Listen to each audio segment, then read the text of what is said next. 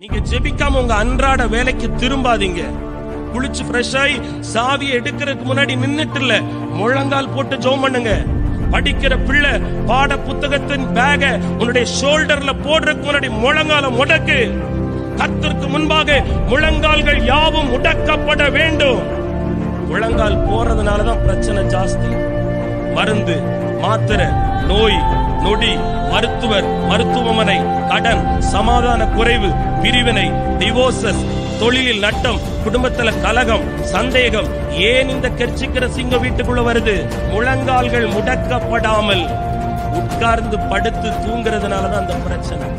ஆண்டவர் சொல்லுகிறார், சொன்னவைகள் எல்லாம் பூரணமாய் நிறைவேற்றப்பட வேண்டுமானால் விசுவாசியாய் பொறுமையாய் சகித்துக் கொண்டிரு. மூன்றாவது, பரிசுத்தத்தை காத்துக்கொள். நம்பர் 4, முழங்காலில் ஜெபிக்கிற பிள்ளையாய்